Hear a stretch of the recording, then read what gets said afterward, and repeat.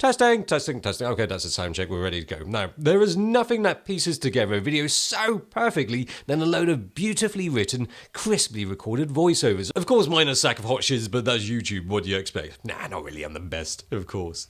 Anyway, having started doing videos, as I will call them from now, and probably for the rest of the video to make myself sound cooler and to save myself a few syllables here and there. Yeah, having started doing videos way back at DishRev like over 10 years ago, I can safely say that you don't need a super expensive setup just to get some nice, classy sounding voiceovers. I don't know why I said classy. It makes it sound like they're really refined and drink tea with a pinky pointing up or something.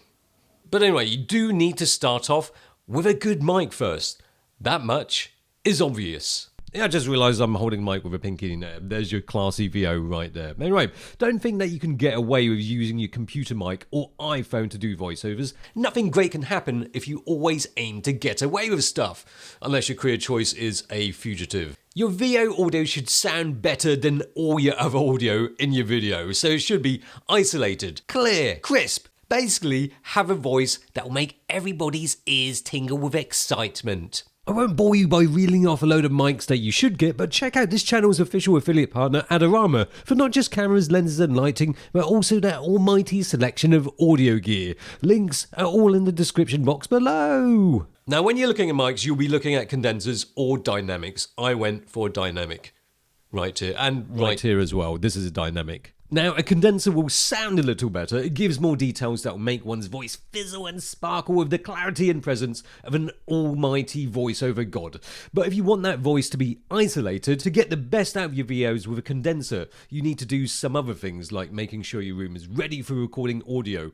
If you're recording in any random room in your house like I do, doesn't have to be a toilet, a condenser will likely pick up those little unwanted sounds you don't want. This room is live, which basically means that it's a frigging nightmare to get nice sounding audio. Like with a condenser mic, it will sound like this. You can practically hear the sound bouncing off the walls. With a dynamic, it's not as sensitive, not as detailed, but a cardioid dynamic mic won't pick up on as much room noise, which means it's easier to get nice, professional sounding audio in any room in your house, hotel room, or wherever you plan to be. Now, I mentioned cardioid just now. A cardioid pattern is shaped like a butt. Imagine a butt at the front of your mic. It picks up on those areas towards the butt, not behind the butt. Anyway, just to give you an idea, here's a condenser, here's a dynamic. But the voiceover writing process is going to be different for everybody. Maybe you'll script your videos tightly to the point that you'll know where your VOs will go in your video. If not, then you should edit a rough cut of your video first, have everything in place, then you go over to see which parts could do with VO to drive the narrative forwards. Now, back in the early days of DRTV, after a shoot, we'd just go back to our own separate places. We had to produce 3 videos a week, so Locke would work on the video edit and I would sort out the photos and write and record VOs at my own place. There wasn't a time to watch a draft before writing those VOs, so I would just write them down, record them and say, here you go, Locke, deal with that. He would make the edit around that, sometimes make some more VO suggestions. These days, the output is more like 3 videos a month. Not ideal. I keep saying I want to do more, but it always ends up being that I'm doing something else, like picking up the kids or something like that. Anyway, I digressed. Point is, these days, there's enough time for Locke to edit, leave gap for VOs, sometimes with suggestions, and then he can send a draft to me. I can watch the video and see how to improve it with VOs. It is also worth noting that although you can use this road for recording voiceovers, that's not what it's designed for. The polar pattern will pick up more sound from the back compared to the cardioid pattern on the dynamic, sure, which is more suited for voiceover work, because it'll just pick up mainly on the voice in front of the mic. Now, when it comes to recording those voiceovers, ideally you want your mouth to be around 3 to 6 inches from the mic, probably around that for a dynamic mic. You need to be relatively close with a dynamic mic. The further back you go, the more likely that you'll pick up some room noises too. Now, going back to when I had just a Rode shotgun mic to record VOs, I would try to reduce the amount of room noise that you'd get from a condenser shotgun mic by putting it really close to my mouth. Just by being a lot louder, it overpowers anything else, so you won't really hear those room noises so much. Even now, sometimes when I'm traveling and I really need to record a video and I only have a shotgun mic with me, I'll still resort to doing the same technique. It's not just the room noises that you want to try and minimize and eliminate. The next big offender are the plosives, B's, F's, K's, T's, the C's, basically loads of letters that are naughty offenders. Those sounds that create a sudden burst of bad breath that blasts towards your mic and distorts your audio, therefore messing up your precious voiceovers. Peas are the worst offenders, not your garden peas, but try putting your hand in front of your mouth and say a few peas like, "Precious Pentac puts out another pointless camera," and you can just feel the burst of bad breath on your palm right there. Of course, mine is minty fresh, but just saying, some people might have bad breath.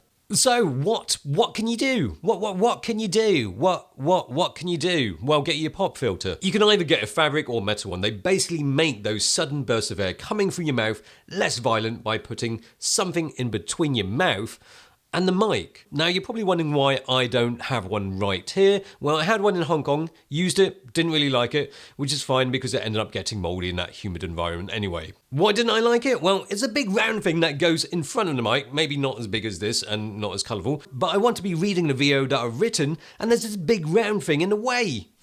You could always use a foam shield instead, which would work nicely, but you can avoid some of the plosives by mic technique and positioning, which I've probably been ignoring throughout the duration of this video so far, but I'm going to try to do it properly now. If you have your mic right here, pointing straight at you, it's just going to be taking all those plosives head on, the full brunt of it. Instead, come at it from a 45-degree angle, so the burst of bad breath goes over there, not straight into that. Precious Pentac puts out another pointless camera. Precious Pentax puts out another pointless camera. Precious Pentax puts out another pointless camera.